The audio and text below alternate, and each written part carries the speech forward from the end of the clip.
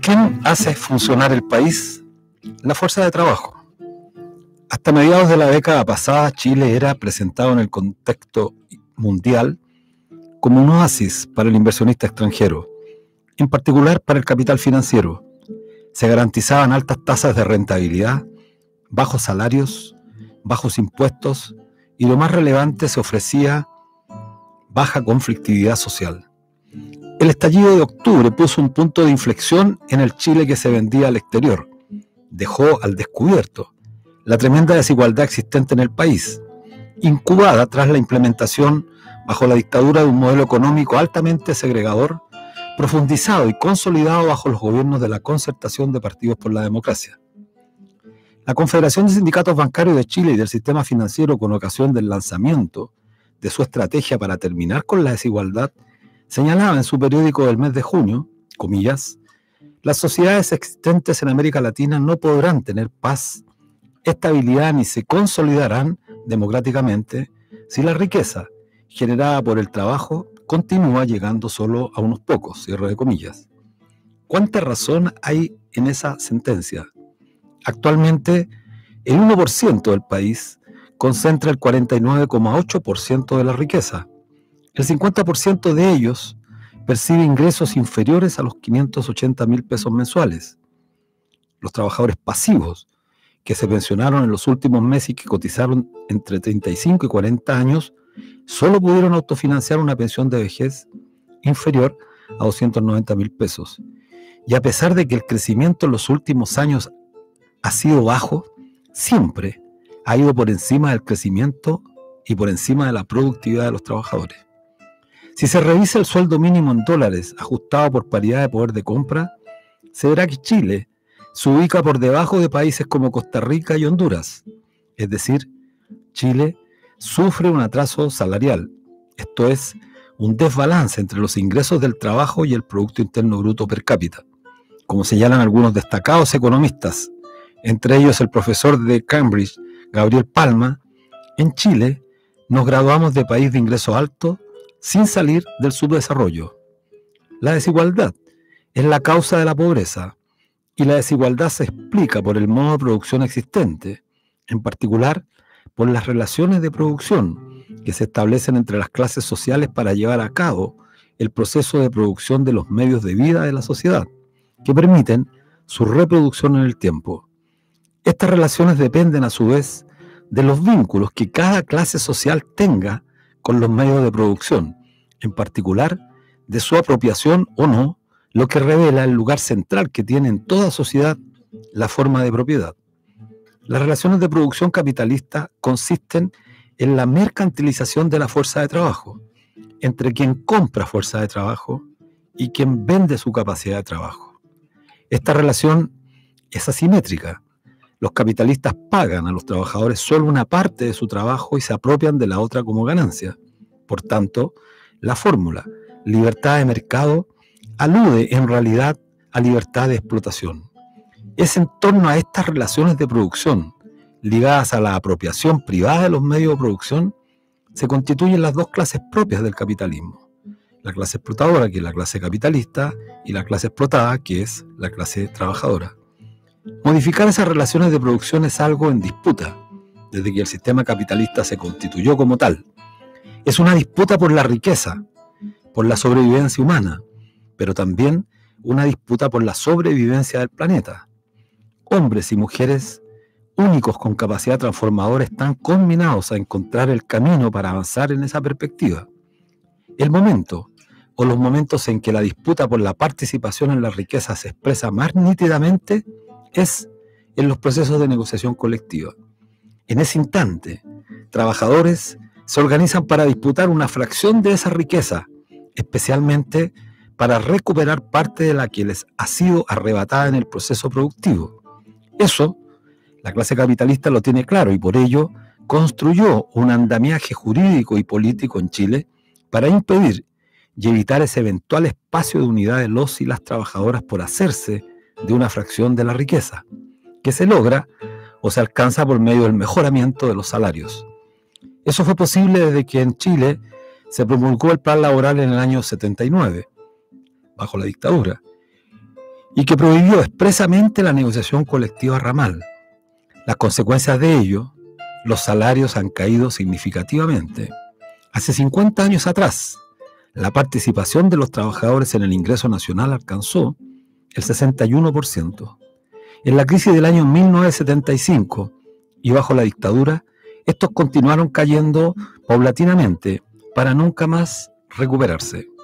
Además, el plan laboral construyó un entramado jurídico que segmentó al mundo del trabajo, limitando completamente su accionar.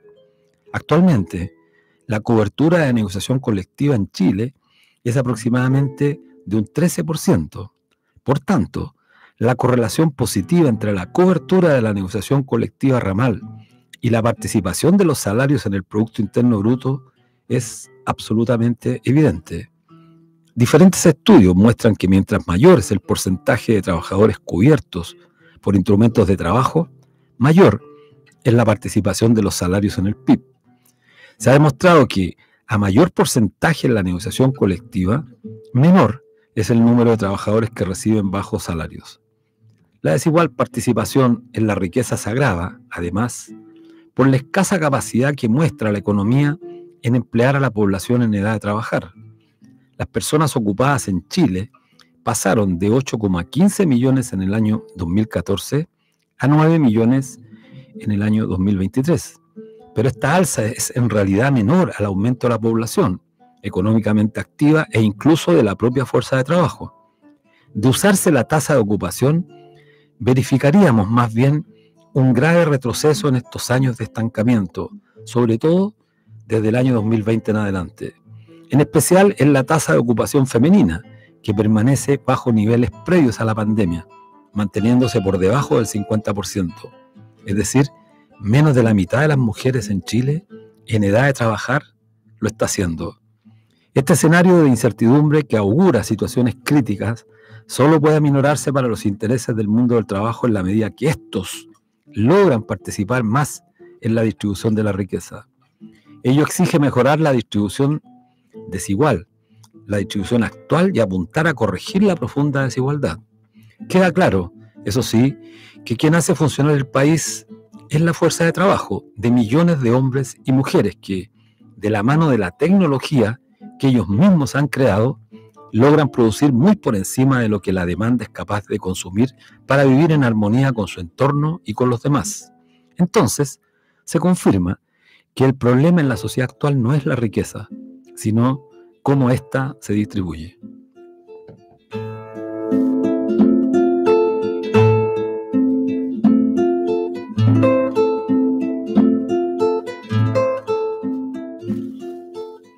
Hola amigos, amigas, bienvenidos y bienvenidas a un nuevo capítulo de Debate Social. Soy Luis Mesina y nos encontramos en el 102.5 del dial FM de Radio Universidad de Chile, en su señal online y por streaming a través de YouTube por nuestro canal Punto Social, al que te invitamos a suscribirte a nuestro canal y poner me gusta. Saludamos a quienes hacen posible esta transmisión: a Ana Moga en la dirección, Javier Márquez en la difusión y redes y a Patricio Núñez en los controles. Bueno, y este jueves se llevó a cabo un paro nacional de los trabajadores del sector público, alcanzando una muy buena convocatoria en todo el país, según cifras que los propios organizadores indicaron. Alrededor de 60.000 trabajadores que salieron a manifestarse en todo el país en defensa del empleo público y también en defensa de la estabilidad laboral, preocupados además por el dictamen de la Contralora Dorothy Pérez, pues ha emitido un dictamen que en términos prácticos pone en peligro la estabilidad del empleo a los miles de funcionarios públicos. Junto con ello también están presentes como ejes de este paro nacional y la demanda que hay detrás de él, el reajuste salarial y la certeza respecto de legislaciones como la ley de 40 horas para el sector público. También esta paralización se enmarca en la negociación del reajuste salarial, que es muy importante, con la entrega del petitorio a los funcionarios públicos. Los trabajadores piden un reajuste del 7,5% nominal, es decir, un 3% real, pues hay que descontar la inflación. Bueno, es un tema preocupante y un tema que necesitamos abordar y seguir abordando, porque no es justo que los trabajadores tengan que asumir el costo de la crisis económica que el país lo golpea hace ya bastantes años. Bueno, vamos a tener un contacto telefónico con Juan Carlos Cárdenas de Ecooceanos en el marco de la tramitación de la Ley de Presupuesto del año 2025. El Senado de la República aprobó una indicación que suspende la aplicación de la Ley Lafchentke, Ley 20.249, una de las dos normas que regulan materias de los pueblos originarios en el país. Esta decisión sin precedentes dentro de la Ley de Presupuesto representa un peligro y un retroceso en la garantía de los derechos de los pueblos indígenas y vulnera diversos tratados internacionales suscritos por Chile.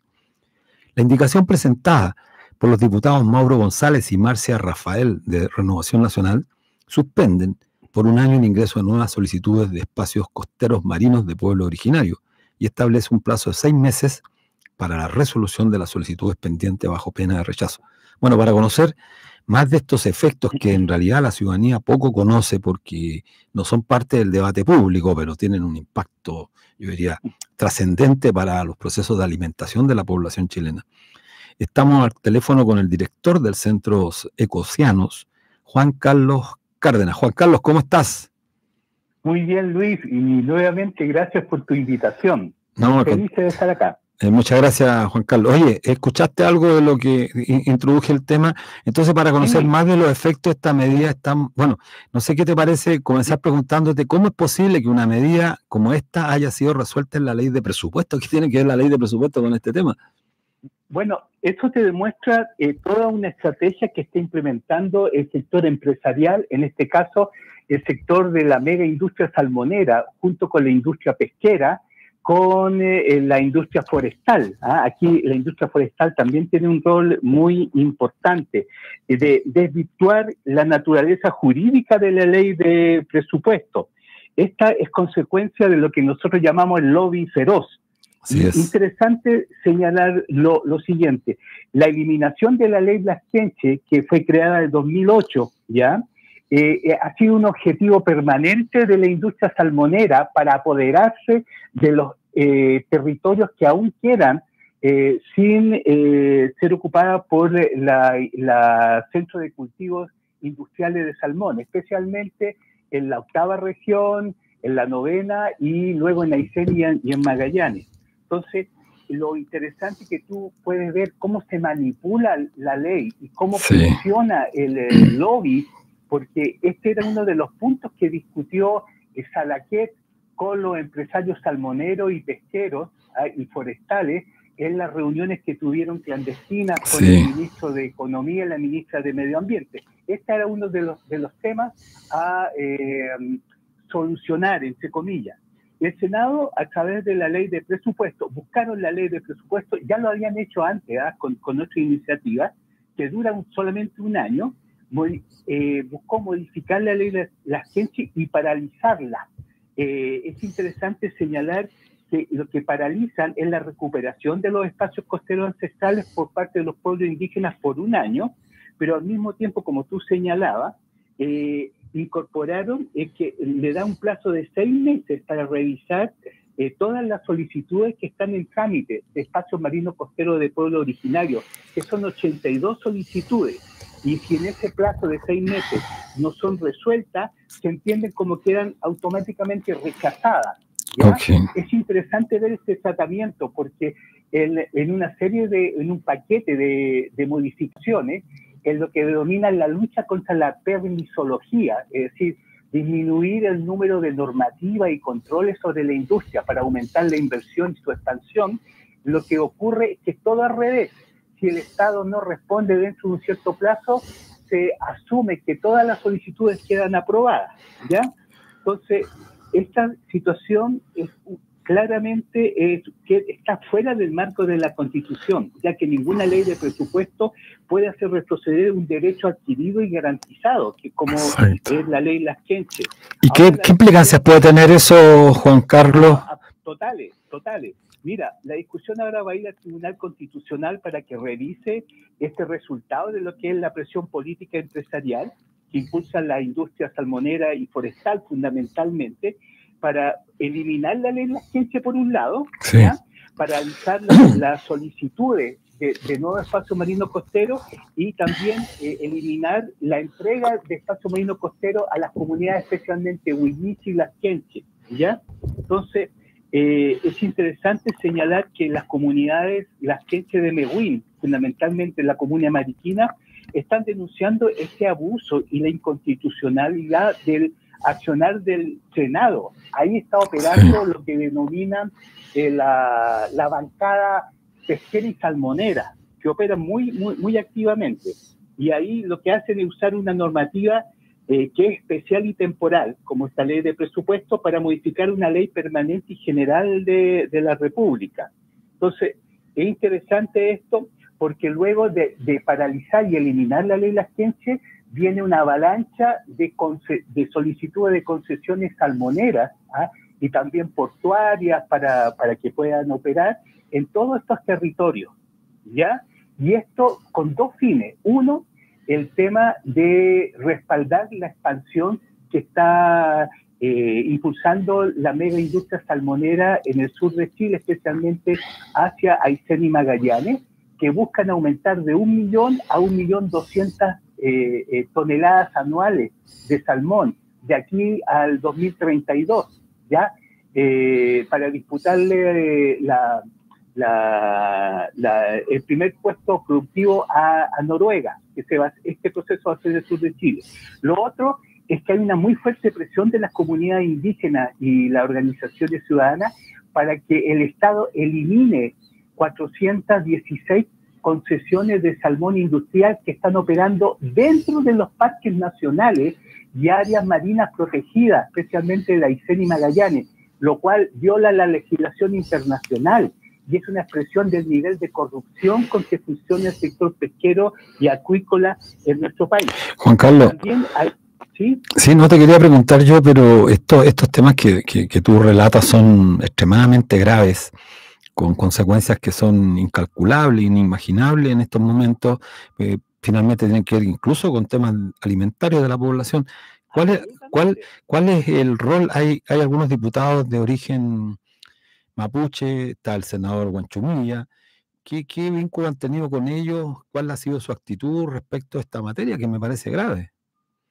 Mira, en general, independientemente de las declaraciones retóricas, aquí ha habido un dejar hacer e ir imponiendo situaciones por la vía de los hechos consumados, ¿ya?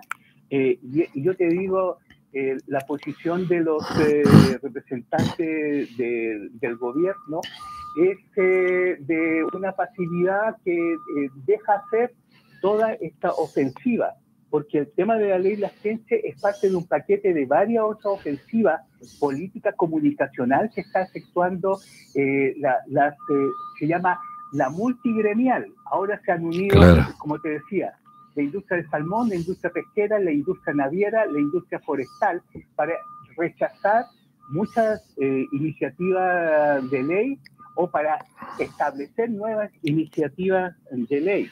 Mira, aquí lo único que queda y las comunidades están conscientes es que solamente el pueblo ayuda al pueblo, que las comunidades se tienen que organizar para rechazar y movilizarse, y que haya presión nacional e internacional. El argumento, Juan Pablo, muy recurrido de parte de los sectores vinculados a estas grandes transnacionales, por lo menos he escuchado a algunos parlamentarios y algunos representantes de estas gigantescas compañías, es que bueno, eso es el intento por tratar de mantener esta norma que protege de alguna forma al pueblo Las Quenches, generaría impedimentos para el desarrollo, y lo acompañan inmediatamente con empleo, porque eso limita el empleo, limita el crecimiento, el viejo discurso que venimos escuchando hace 40 años, y que al final, una vez que se aprueban las normas, no hay desarrollo, no hay empleo y hay contaminación y destrucción de ecosistemas.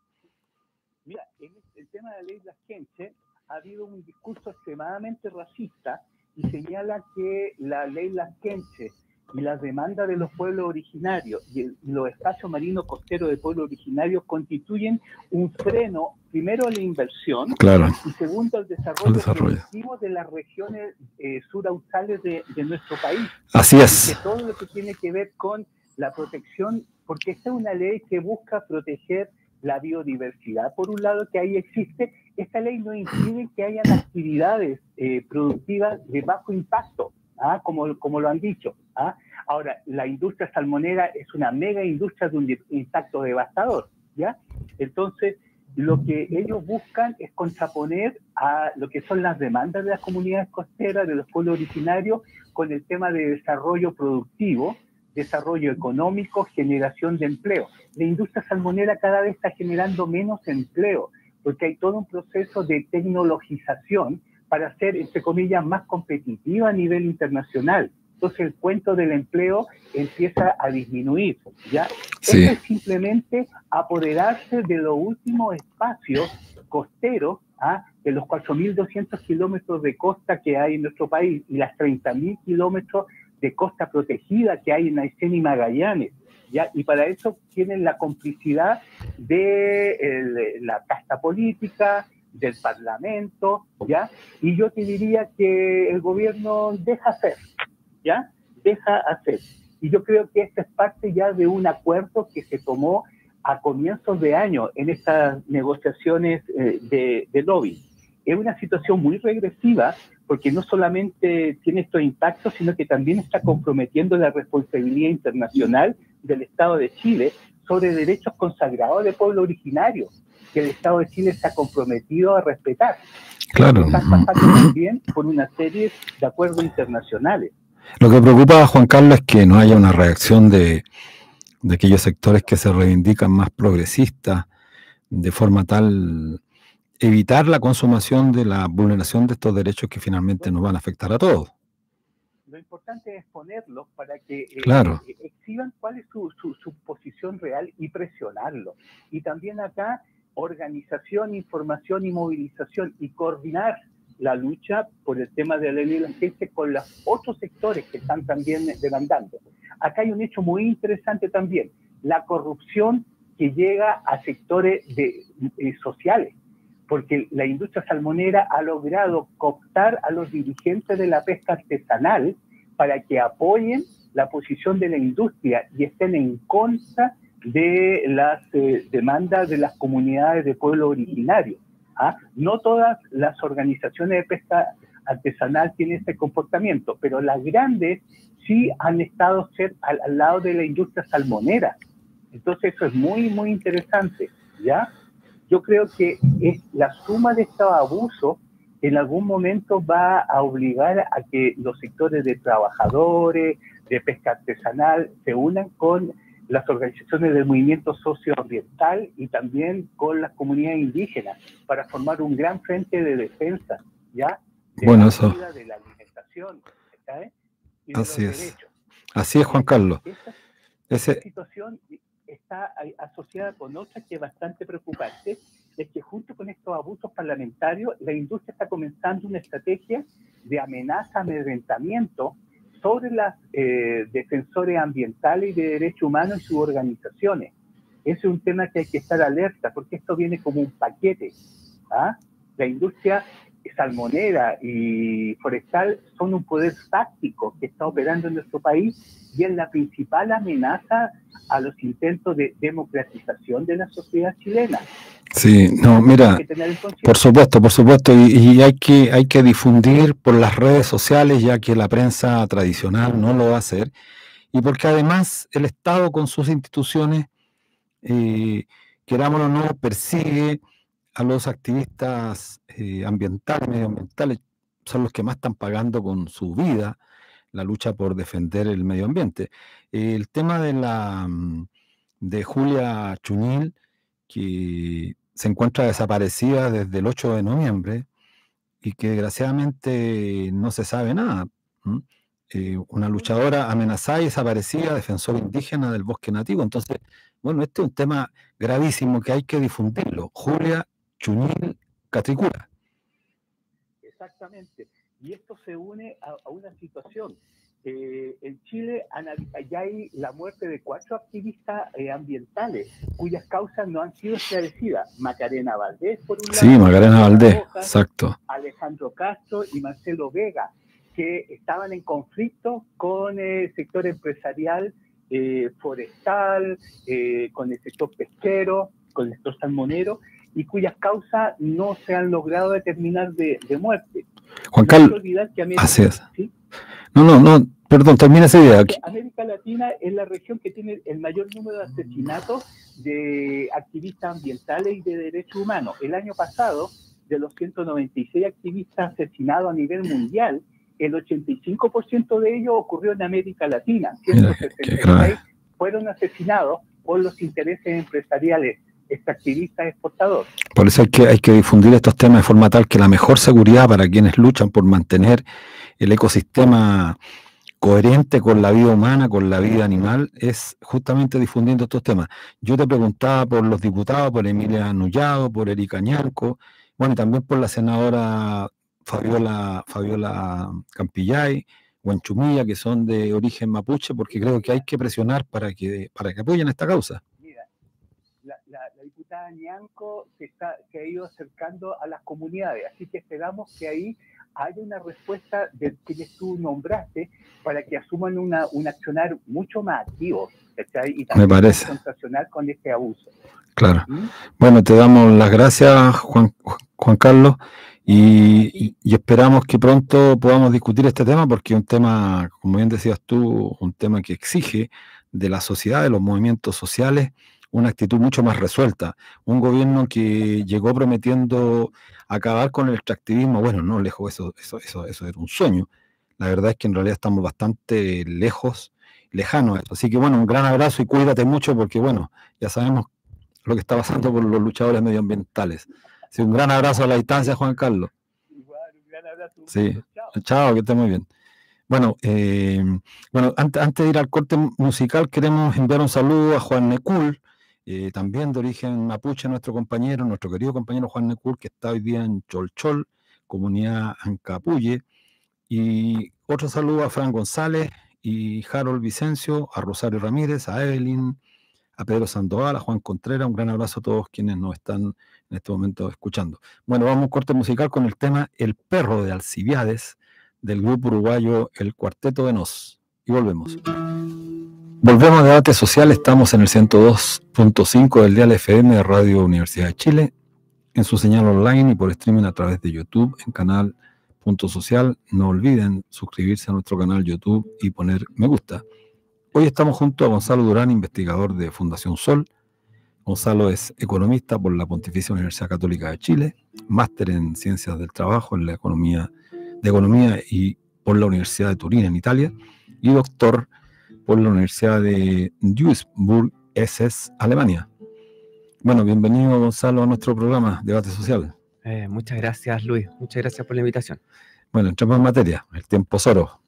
Oye, la economía chilena se encuentra entrampada en un bajísimo crecimiento en la última década, y una tendencia decreciente muy, muy fuerte. Eso golpea principalmente a quienes viven de su trabajo, golpea los salarios.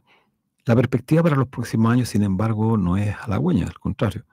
La tasa de inversión se ha reducido, por tanto, si no hay inversión en nuevos medios de producción y en la fuerza de trabajo, eso tiene impacto significativo, no mejora la productividad y tampoco los salarios.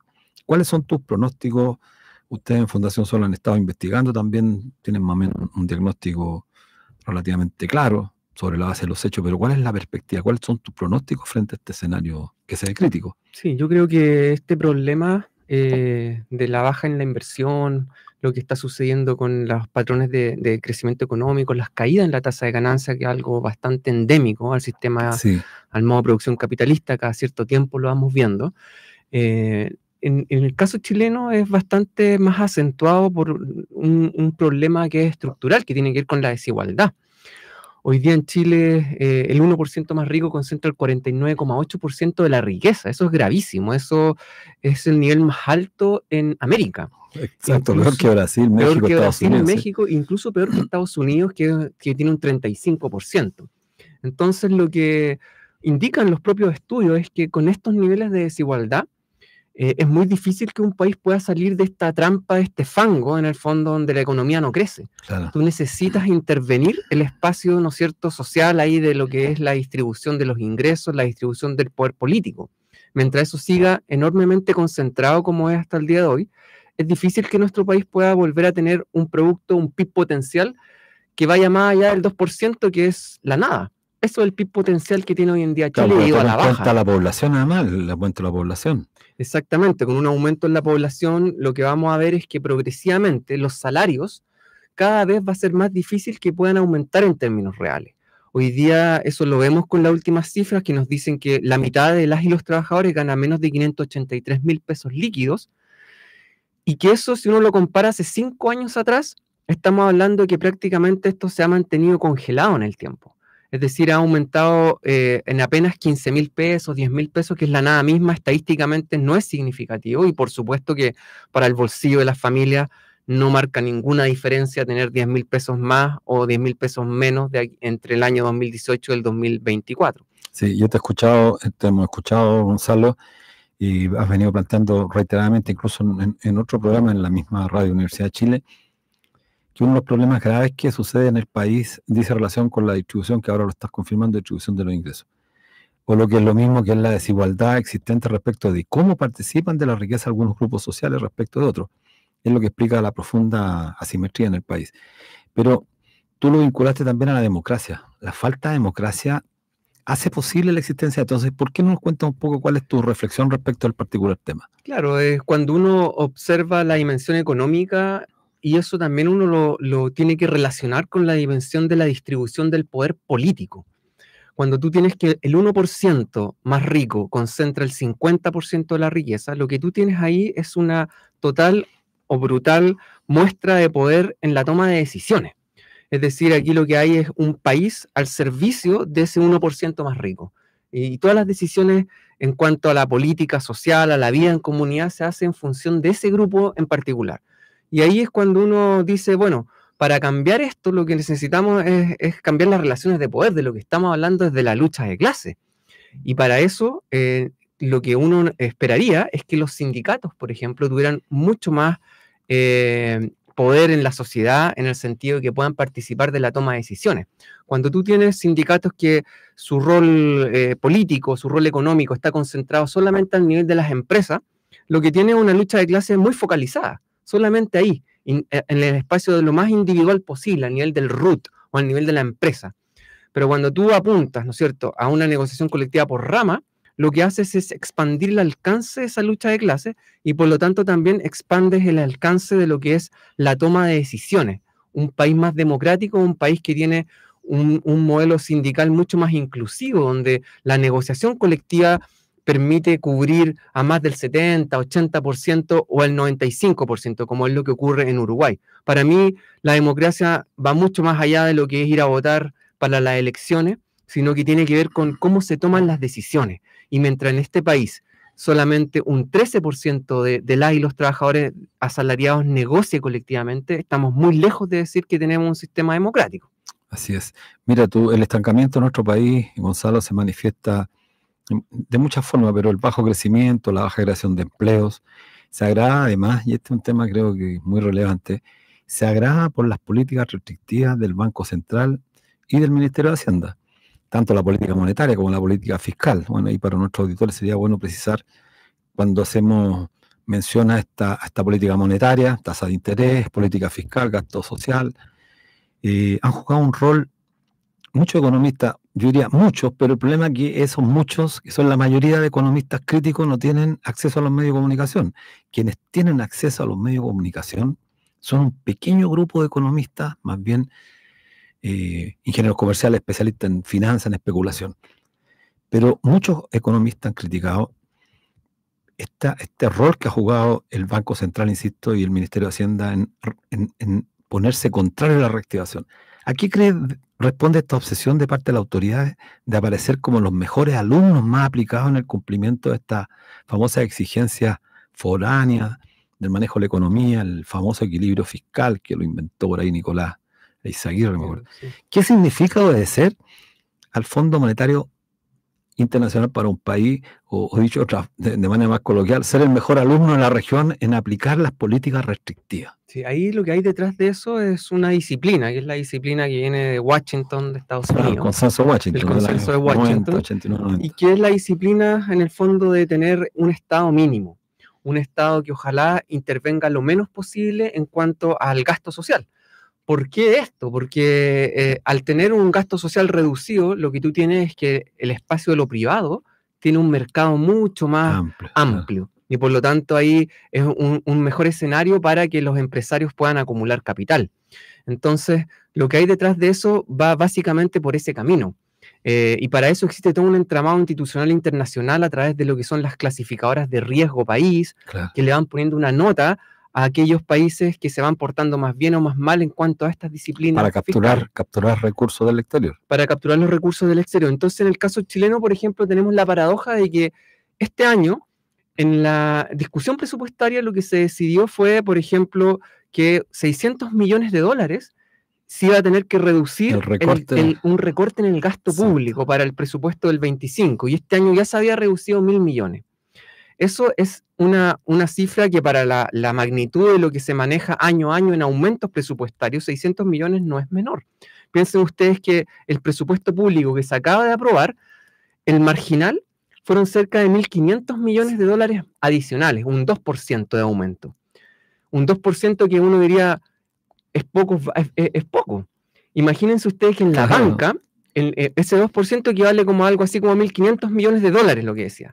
En la banca, en un año, se obtienen cerca de 5.500 millones de dólares. Ya llevan 3.600 más o menos, 3.600 millones a septiembre. O sea que las ganancias de un año o las ganancias a septiembre ya duplican lo que fue el aumento en el presupuesto público que es para el año 25. Sobre eso quería preguntarte, esta contracción para nuestros auditores, se acaba de aprobar el presupuesto para el 2025 y el gobierno hizo cadena nacional, muy contento, muy eufórico, pero en realidad lo que no se ha dicho es que justamente esto implica una contracción, se bajó el presupuesto de un 2,7 a un 2%, pero además esta fue una presión muy fuerte de la derecha. ¿Qué opinión tienes tú que el gobierno sea a la derecha todo lo que es política fiscal? Absolutamente todo. Justamente cuando más se necesita, porque hay un problema gravísimo que el tema de la salud. La gente se está muriendo en la lista de espera y esto no es una metáfora, se está muriendo de verdad. Y la demanda que hacía el colegio médico con algunas organizaciones de la salud, hablaban de una demanda de 3.200, 3.300 millones de pesos, y ocurre que el gobierno estaba planteando poder entregar solamente 1.000 millones, es decir, un tercio. Sin tomar en cuenta lo que se requiere para pensión y para educación, que es otro gran déficit. ¿Cómo ves este tema? ¿Qué te parece a ti la aprobación de este presupuesto y la euforia del gobierno para celebrarlo? Yo creo que, no sé si nos tiene que sorprender si aquí realmente el gobierno cedió una cesión en cuanto a lo que ellos esperaban. ¿Por qué digo esto? Porque a nivel de escuela de pensamiento económico, ¿cuál es la línea del pensamiento económico de este gobierno, de lo que es la oposición? Yo diría que ahí uno no encuentra muchas diferencias, al menos en la macro, en lo que tiene que ver con política fiscal, por ejemplo, política monetaria, como tú mencionabas. Yo no veo líneas disruptivas entre uno y otro. Ninguna. No hay ninguna. Claro. Entonces ahí el gobierno en sí tiene un gran problema, que es un problema que se arrastra, que es estructural al caso chileno, que tiene que ver con cómo financiamos lo público. ¿Cuál es el tamaño del Estado? Y ahí es una discusión que nadie quiere entrar y que hoy en día nos tiene en el fondo en un problema donde somos totalmente China dependiente. O sea, el cobre es una cosa que es muy importante, pero sin embargo, igual ahí no se abre a la discusión tributaria de fondo. ¿Qué quiero decir con esto que sea China dependiente? Tú sabes, Luis, que con un centavo que disminuya la cotización del precio internacional del cobre en un año, lo que deja de recibir Chile son 65 millones de dólares. Mucho dinero, sí. ¿Ya? Entonces, cuando uno observa esta discusión como más agregada, en realidad tú vas a tener que la pura disminución en el precio del cobre ya te puede marcar una diferencia radical. Y ahí lo que uno esperaría es que se activaran otras fuentes de recaudación, como por ejemplo podría ser el caso de desintegrar los impuestos. Aquí hay una discusión técnica, pero en Chile, ¿cómo funciona el sistema tributario? Sí, eso es bueno explicarlo. ¿Cómo pagan las empresas y los grandes millonarios? Los grandes millonarios. Existe el impuesto que se llama de primera categoría, de segunda categoría. Primera categoría lo pagan las empresas. Primera categoría lo pagan las empresas y después los dueños de esas empresas pueden ocupar el pago que hizo el pago de impuestos que hizo sus empresas como un abono al pago de sus propios impuestos personales. Claro. Los descuentan. Sí. Entonces, finalmente aquí hay un ahorro tremendo. Eso no sucedía antes de la dictadura. Antes de la dictadura iban por caminos separados. Luego con la dictadura eso se fundió como para generar el ahorro para los capitalistas y eso no cambió más. Y por eso ellos sostienen la tesis de que pagan mucho impuesto a las empresas. Tú lo debes escuchar permanentemente, estamos pagando mucho. Y el gobierno prometió bajar el impuesto a las empresas y aumentar un poco el impuesto de segunda categoría. Exactamente, eso es una noticia que se dio a conocer hace pocos días, de que este gobierno está tramitando, quiere proponer una reforma tributaria, sí, en donde efectivamente le quiere disminuir este impuesto, este pseudo impuesto a las empresas, claro, porque ya sabemos que después es un crédito para los mismos dueños, y lo quiere reducir de un 27 a un 25%. Entonces, en la carga global de impuestos que pagarían las empresas, esto significa reducir de cerca de un 44 a un 39%, y que eso, ahí hay una lógica efectivamente hacer un guiño al empresariado para que podamos aumentar la inversión. Sí, ahí te quiero llevar a un tema porque claro, ¿cuál es la argumentación que hay detrás de esta estrategia de bajarle los impuestos a los ricos, que es un discurso que lo plantea Milei en Argentina? Bueno, lo plantean prácticamente todos los gobiernos. Trump llegó prometiendo la baja de impuestos a los sectores más ricos del país. La escasa creación de empleos, Gonzalo, modifica el mercado del trabajo. La expansión de los desocupados aumenta, eso es lo que estamos viendo. A comienzos de octubre la tasa de desempleo es de 8,9% a nivel nacional, un 94% entre las mujeres, y promedia un 8,4% en la presente administración del gobierno Boric. Estos registros son mayores a los registrados en los años de inicio del estancamiento, donde promedió 6,7 entre el 2014 y el 2018. ¿Qué opinión te merece el que no se estén generando nuevos empleos? ¿Y cuáles son, a tu juicio, las consecuencias? Bueno, las consecuencias para el mediano y largo plazo para la sociedad chilena si no hay generación de empleo son gravísimas. Pero en este momento, ¿y cuáles serían, a tu juicio, las causas que hacen imposible que se generen empleos? Ahí hay un problema grave que tiene que ver con, hoy día salió la nueva cifra, 8,6%. Sí, hoy día hace poco, sí. Las mujeres 9,3%, casi ya vamos llegando al 10%. Es muchísimo. Es muchísimo. Ahí hay que tener claridad con algunas cuestiones que surgen a partir de lo que significa el desempleo. El desempleo además significa una herramienta de negociación que tiene la clase capitalista, ¿no es cierto? Porque cuando tú tienes un alto desempleo, los trabajadores y las trabajadoras tienen bajo poder de negociación si es que quieren ir a pedir un aumento de sueldo. Ahí el empresario lo primero que les va a decir es, bueno, si a usted no le gustan las condiciones de trabajo con las cuales yo estoy aquí trabajando, puede abrir la puerta y retirarse. Total, ahí afuera tengo un ejército de reserva que va a venir a ocupar su lugar de trabajo. Entonces, por eso que es tan importante que la clase trabajadora también pueda participar en esta toma de decisiones, por ejemplo, de la política monetaria, en el Banco Central. El Banco Central fija las tasas de intereses. Y con eso te perjudica a todos los trabajadores. Claro. Perjudica a los trabajadores. Puede regular lo que pasa con el pleno empleo. En los países escandinavos, los sindicatos tienen un asiento en el Banco Central y pueden participar en la decisión de la política monetaria. Claro, importantísimo. Entonces a eso me refiero cuando esto es expandir la democracia al nivel de la clase trabajadora. Bueno, eso se habla muy poco. En el proceso constituyente me recuerdo que nosotros del sector financiero planteamos un poco la autonomía, cuestionar la autonomía del Banco Central porque esa autonomía no es tal, es una autonomía respecto de los gobiernos, y esto es gravísimo, más bien una dependencia de las políticas que se dictan en los grandes foros internacionales, Fondo Monetario, Banco Mundial, Consenso Washington. Exactamente. Y por otro lado tenemos la situación de que efectivamente uno observa de que puede haber una falta de consumo, que el consumo es lo que activa el principal componente de la demanda interna, ¿no es cierto?, esta cuenta macroeconómica. Y entonces ahí, ¿cuáles son las razones? Uno dice, bueno, la inversión, que es lo que estábamos hablando en un comienzo. Pero cuando uno dice, ¿cómo se soluciona el problema del bajo consumo? Y de repente aparecen situaciones como, bueno, vamos a ofrecer bonos, subsidios para activar el consumo, y ahí uno esperaría tener medidas que vayan a la raíz del problema. Y la raíz del problema, nosotros vemos que tiene que ver también con el bajo valor de la fuerza de trabajo, los salarios que se pagan en Chile. Entonces ahí es difícil que tú puedas reactivar el consumo solo a nivel de la deuda, que es un poco lo que se ha hecho este último tiempo.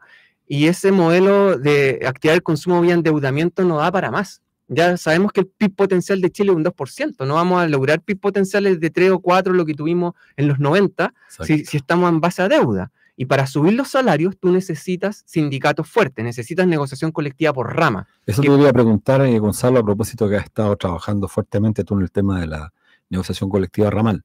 Para nuestros auditores, contarle un poco qué significa la negociación colectiva ramal y cómo esa herramienta se convierte en la herramienta más eficaz justamente para corregir incluso apuntar a la democracia real, pero cómo corrige en una primera etapa, en un primer momento, esta distribución absolutamente regresiva del ingreso. Claro. Bueno, negociación colectiva, como su nombre lo dice, es una negociación, pero que es colectiva. Cuando uno entra a un lugar de trabajo, en teoría se supone que uno negocia sus condiciones de entrada de forma individual con el empleador.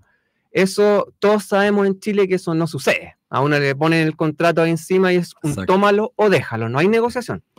Pero luego viene una instancia en aquellos lugares de trabajo donde hay sindicatos que se puede establecer una negociación colectiva a través del sindicato para mejorar las condiciones salariales, las condiciones de trabajo. Esa es la negociación colectiva a nivel de empresa. Pero también existe la negociación colectiva a nivel de sector o actividad económica. ¿Qué quiere decir eso? Que todo un rubro, por ejemplo, la construcción, la banca, la minería, el comercio, todos ellos negocian un contrato colectivo que fija las condiciones de trabajo y de salario mínimo para todo el sector. Entonces eso genera, sin duda, una mejora salarial para aquellos trabajadores que no están sindicalizados, permite mejorar la distribución del ingreso y permite, entre otras cosas, que el consumo también aumente por la vía más autónoma, no del endeudamiento ni de los subsidios que pueda dar un Estado. ¿Qué posibilidades ves tú que eso se concrete en el corto plazo o mediano plazo? Hay varios desafíos en ese sentido. ¿Por qué? Porque en Chile tenemos un sistema que está muy fragmentado, un sistema sindical. Actualmente hay cerca de 9.000 sindicatos en el sector privado. Para que ustedes se hagan una idea, a nivel internacional, cuando uno habla ya de 100 sindicatos, ya es muy fragmentado. En Chile tenemos 9.000. En Alemania tienen 8 sindicatos. Sí, en Uruguay tienen menos de 100. Entonces, ahí como que uno se da cuenta de la situación que es grave, porque el propio arquitecto del plan laboral en dictadura, José Piñera, él sabía que fragmentando iba a ser una especie de salvavidas para que el sistema no se pudiera reformar o transformar. Porque, ¿qué genera la fragmentación? Que haya mucha desconfianza entre uno y otro dirigente, hay rivalidades entre los sindicatos, cuesta ponerse de acuerdo. Entonces ahí ya tú tienes un primer desafío. Eso está incentivado con la actual legislación laboral. Eso está incentivado con la actual legislación. Hay supermercados que tienen 200 sindicatos, Walmart. Sí. Hay bancos que tienen más de 20 sindicatos, Santander. Entonces, ahí claramente lo que se genera una baja en el poder asociativo de la clase trabajadora. Entonces, ahí tú tienes un desafío. ¿Cómo solucionas ese tema? Y ahí es algo que es muy importante, es que la propia clase trabajadora pueda generar instancias de unión, de debate político, de ideas, y que en ese sentido se pueda levantar una plataforma para poder instar a una transformación efectiva, porque del gobierno, como ya hemos visto las señales, es difícil que pueda salir algo que sea una transformación como la que espera la clase trabajadora. Sí, bueno, Gonzalo Durán, economista, investigador de Fundación Sol, muchísimas gracias por participar en nuestro programa y esperamos, pronto tenerte de nuevo en nuestro programa, no todos los días viernes. Queremos aprovechar antes de terminar, darle un saludo a Hernacelo, José Galvez, María Eugenia, Silvia, Patricia Lillo, que nos han enviado algunos mensajes. Bueno, nos vemos el próximo viernes, como todos los días viernes a las 16 horas, en un nuevo programa de debate social. Nos vemos. Muchas gracias.